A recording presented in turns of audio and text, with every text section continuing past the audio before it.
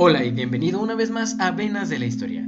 Te invito a que te suscribas a nuestro canal y actives la campana de notificaciones para que te lleguen todos nuestros videos y estés al tanto de ellos. Si es el primer video que ves, te invito a que empieces la serie desde el principio para que no te pierdas de ninguno de los contextos y estés al pendiente de los próximos videos, porque esto es una secuencia y no podemos presentar todo de golpe.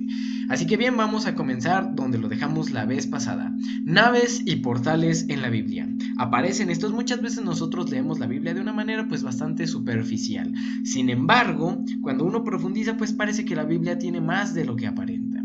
Y bueno, algo interesante es que si has visto esta película de El Día de la Independencia,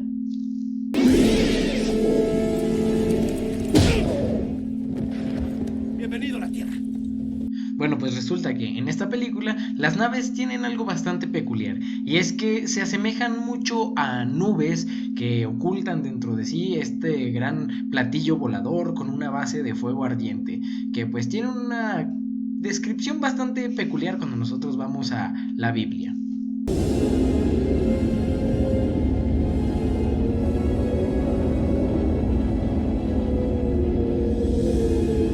Así que esta nave tiene algunas características interesantes y bueno, vamos a ver un poquito más adelante otra cosa.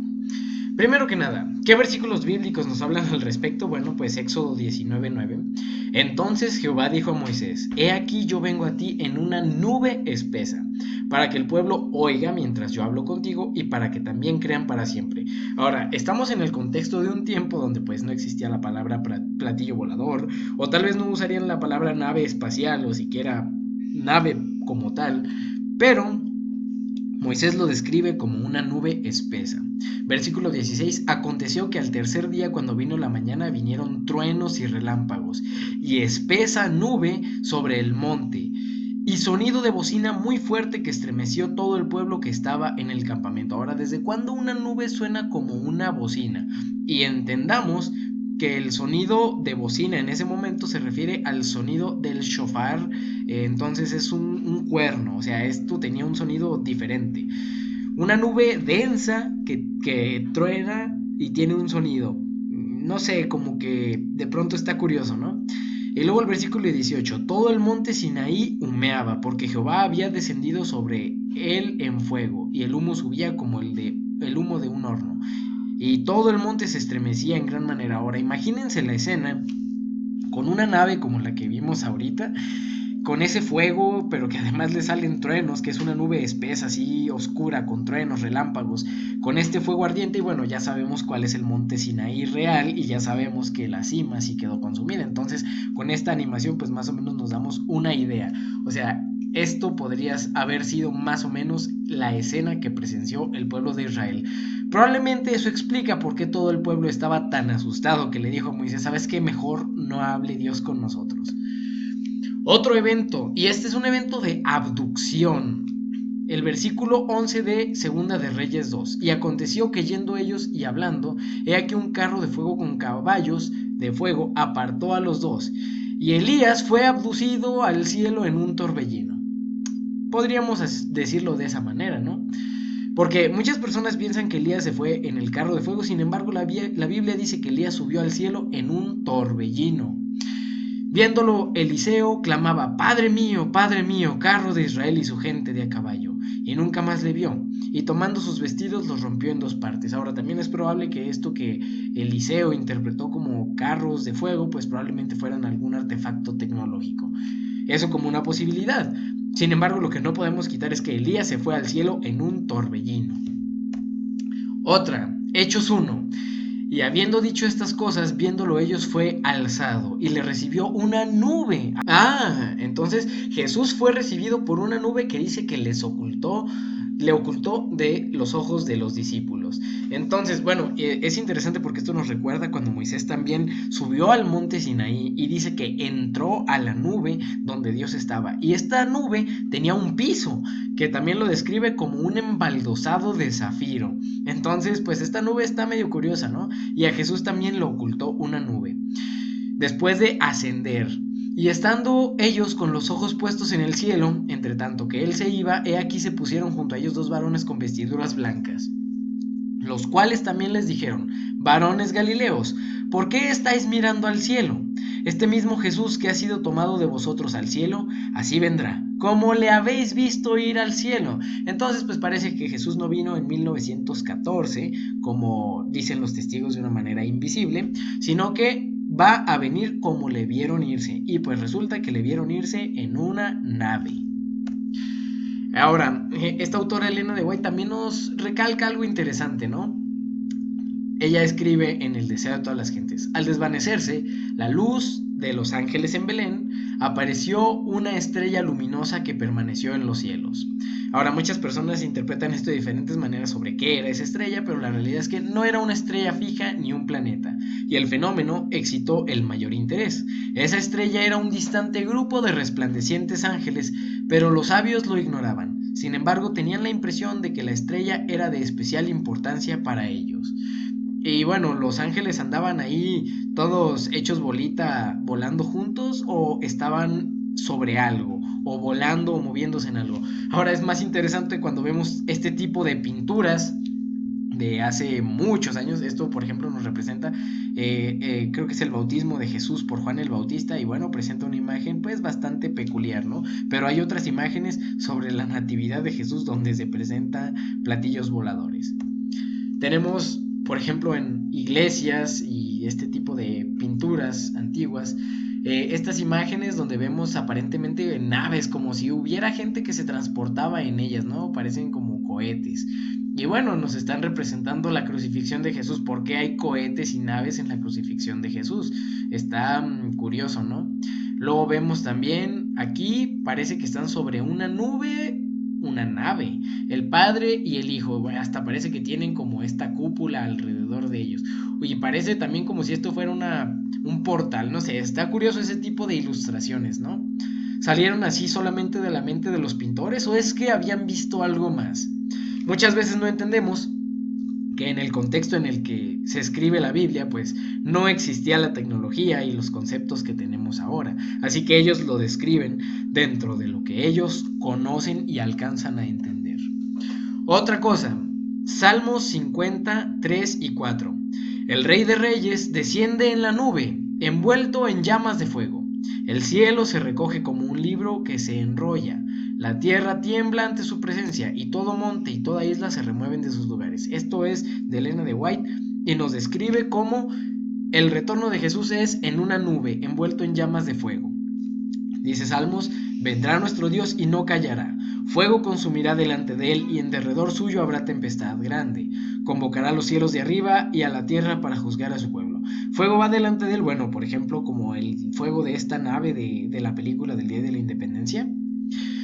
Ahora, Elena también nos escribe esto: en cada lado del carro nebuloso hay alas, y debajo de ellas ruedas vivientes. Y mientras el carro asciende, las ruedas gritan santo, y las alas al moverse gritan santo, y el cortejo de ángeles exclama: santo, santo, santo es el Señor Dios, el Todopoderoso.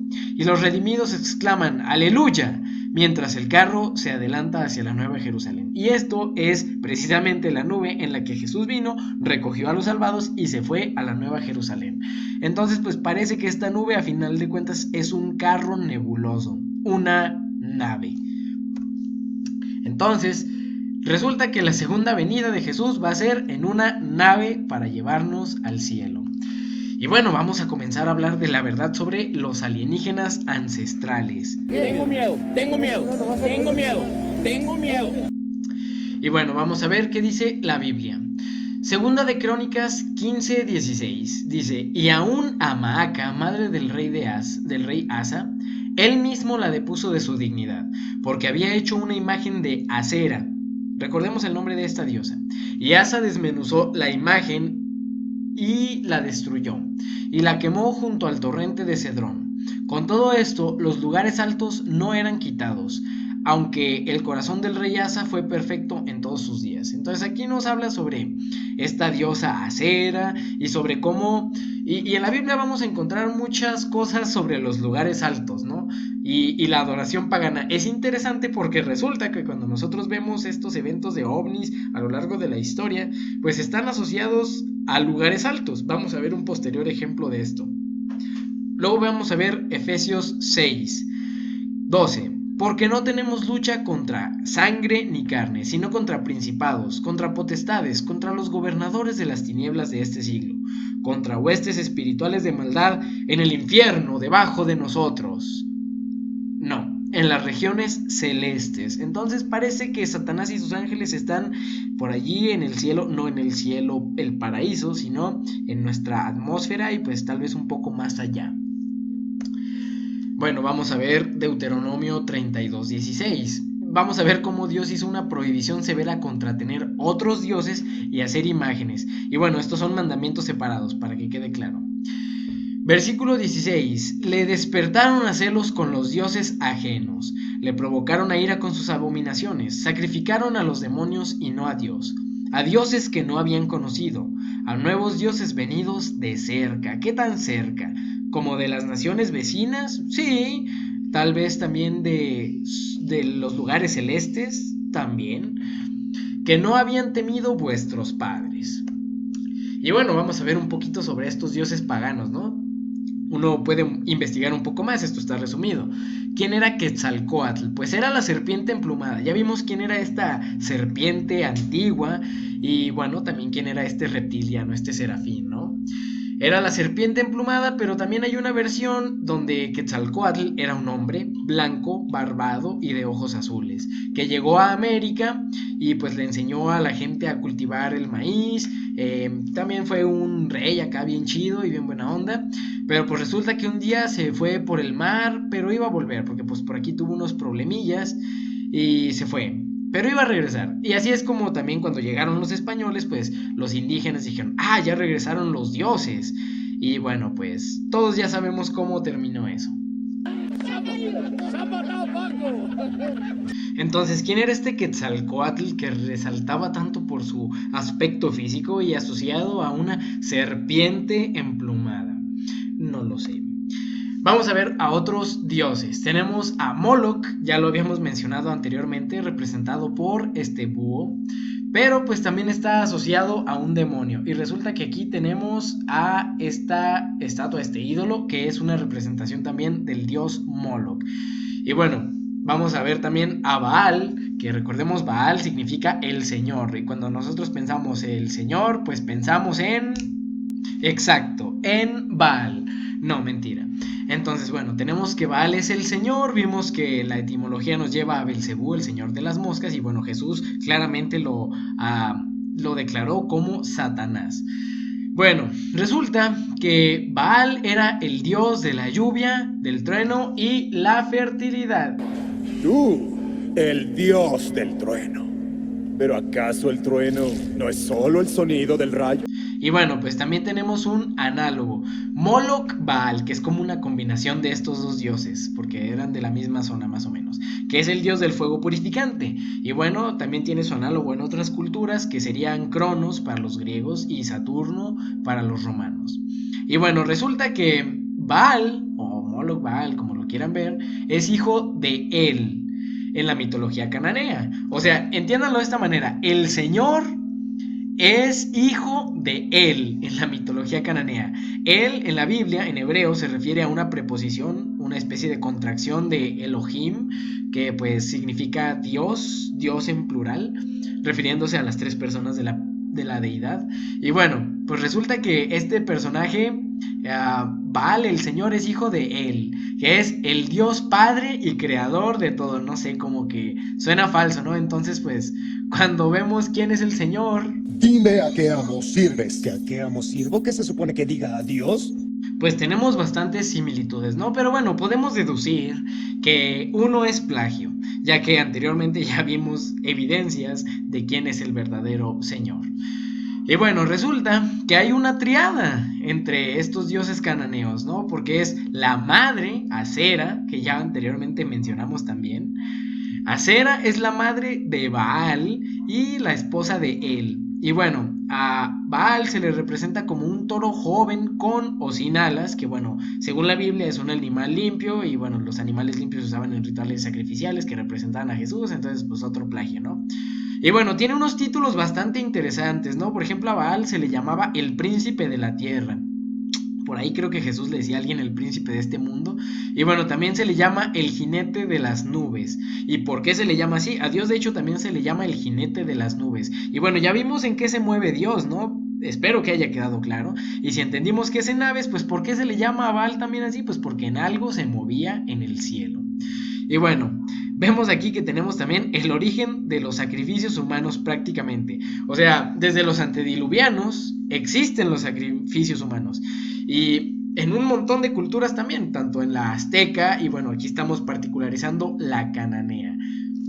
Al ganador por tener más almas humanas sacrificadas en el nombre de un dios. Tal vez no es tan bueno como creí. Y bueno, Dios en ningún momento pidió que se hicieran sacrificios humanos, Dios el de verdad. Pero ¿de dónde sacaron las ideas estos personajes de la antigüedad? Solo dijeron, qué buena idea que para que llueva, pues hay que sacrificar bebés, ¿no? Porque resulta que Moloch particularmente tenía la característica de ser un ídolo de bronce hueco al que se le prendía fuego por dentro y bueno, luego se le echaban bebés vivos allí. Entonces, pues ¿de quién fue esta idea tan interesante? Hasta se tomaban la molestia a veces de mecanizar los brazos para que fuera un sistema que se echara solito el bebé o en el pecho o en la boca. Entonces, pues ¿quién tuvo la gran idea? ¿Será que solo dijeron, pues así va a llover? ¿O alguien más les dijo, dénmelos para que llueva? Tal vez el señor de la lluvia y del trueno le sugirió esto, el dios de la fertilidad. Y bueno, ya que hablábamos de Astarte, pues vamos a hablar sobre Semiramis. Anteriormente hablamos sobre que se le hacían sacrificios a una virgen. Hablamos de este culto de los jesuitas y cómo sacrificaban, según lo que Alberto Rivera mencionaba. Y él decía que no es ni más ni menos que el culto a la antigua Semiramis. También habíamos hablado respecto a Baphomet, cómo se relacionaba con una diosa. Y pues resulta que también a esta estaban asociados los sacrificios de niños. Y bueno, ¿quién es esta diosa? Pues tiene muchos nombres y muchos análogos en muchas culturas. Ishtar, Inanna, Isis, Astarte, Astarot, Asera, Anat, Diana. Algunos interculturales a veces son más buenas, a veces son menos buenas. Es la madre de Baal, en el caso cananeo. Tiene sus análogos, a veces se entra como en el papel de la esposa. Y bueno, resulta que también se le llama Lilith. ¿Y quién es esta Lilith? Bueno, pues ahí están todas las personas ignorantes de la Biblia que, pues es que Lilith fue la primera esposa de Adán. Pues yo quiero que me digan en la Biblia dónde dice eso, porque la única vez que aparece en la Biblia Lilith, pues está en Isaías, y bueno, lo vamos a ver ahorita en breve. Y bueno, gracias a la Septuaginta tenemos esta traducción. Se juntarán gatos salvajes con hienas. Los sátiros, y bueno, los sátiros son estos de la mitología griega. Los sátiros se llamarán entre sí. Allí descansa Lilith, y esto está directamente del hebreo. Es la única vez que se le menciona. Allí descansará Lilith. Se hará con una guarida. Y bueno, tenemos esta traducción gracias a la Septuaginta. Y bueno, de cajón la Septuaginta ya nos enmarca a unos animales fantásticos como los sátiros, donde pues al parecer van a estar en las ruinas de una ciudad. Es el contexto de este versículo.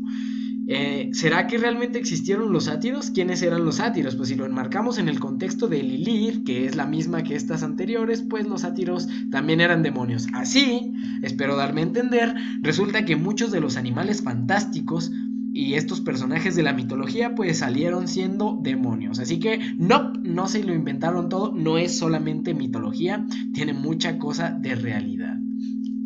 Otra, y es el mismo versículo pero en otra versión. Las fieras del desierto se encontrarán con las hienas. La cabra montés, aquí ya no dice sátiro, habla de la cabra montés, gritará a su compañero. La lechuza, en vez de Lilith, la lechuza también hallará allí sosiego y hallará reposo para sí. Y pues resulta que Lilith y la lechuza son análogos. Por eso cuando mencionábamos que Moloch era el búho, pues resulta que también Lilith. Aquí tenemos una de estas imágenes pues de la diosa Astarte o Semiramis, Ishtar, como la queramos ver. Y pues características, las lechuzas, esto es prácticamente su símbolo, las patas también de lechuza, sus alitas. Entonces pues resulta que eso es lo que adoran las sociedades secretas, a Lilith. Y reitero, no fue la primera esposa de Adán. La única vez que se menciona por nombre Lilith es en este versículo y es en el contexto de un demonio. De ahí en más, nada. Y pues quieren sacar la historia original viene del Talmud, que no es ni más ni menos que una parábola judía. Se le llama Midrash y pues los judíos mismos entienden que no es realidad. ¿Por qué? Porque no está dentro de la Biblia, sino que es como pues una idea, una parábola. Y bueno, pues de aquí vemos los verdaderos orígenes de muchos mitos, ¿no? También está asociada a perversiones sexuales, porque esta diosa pues era diosa de la fertilidad y pues le gustaba mucho pues la perversión, ¿no? Y esto también se termina relacionando a las sociedades secretas, porque muchas formas de la adoración son este tipo de orgías. Inicio con... ¿Dónde se realizará la orgía de este año? Así es, estas sociedades secretas realizan este tipo de adoraciones muy plasmadas y muy explícitamente en la película de Stanley Kubrick que mencionamos anteriormente, como que parece que él trató de evidenciar lo que se realizaba en estas altas esferas de Hollywood, para que quede claro, y en las esferas de poder. Recordar que la casa en la que grabó la película pertenecía a los Rothschild y muchos de los escenarios trataban de ilustrar escenarios de los Rothschild. Entonces pues bueno, al final se murió, ¿no?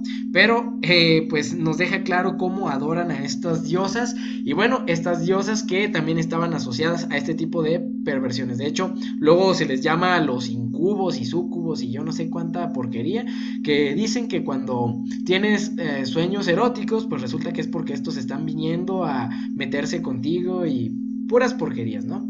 Todo asociado a este tipo de perversiones.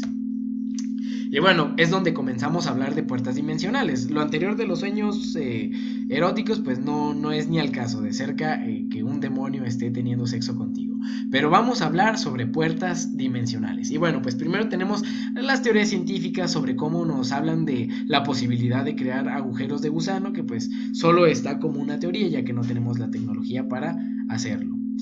Pero también tenemos algunos fenómenos bastante curiosos que han sucedido en el cielo.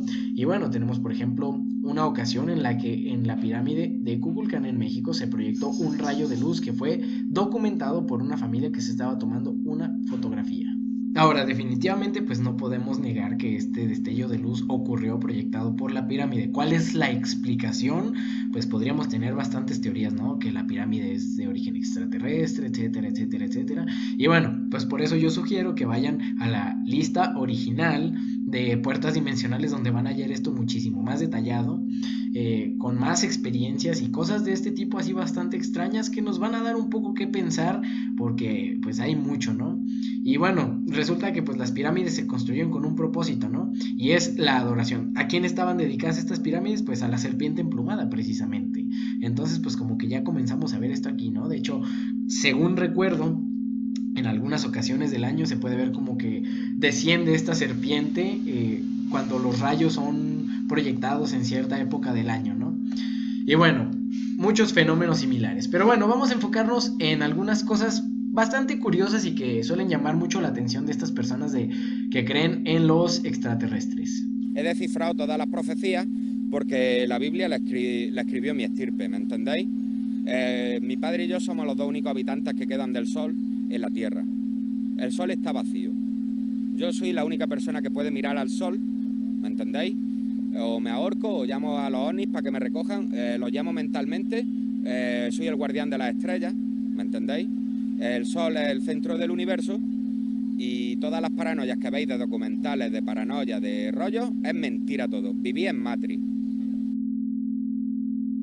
Entonces bien, a nivel pues teórico sabemos lo de los agujeros de gusano, sabemos esto de fenómenos extraños en el cielo, que pues bueno, de pronto son curiosos. Les digo, aquí no estoy profundizando mucho este tema. Recuerden, estas conferencias son solo un resumen de las conferencias completas, que son más extensas y que pueden encontrar en la descripción de este video.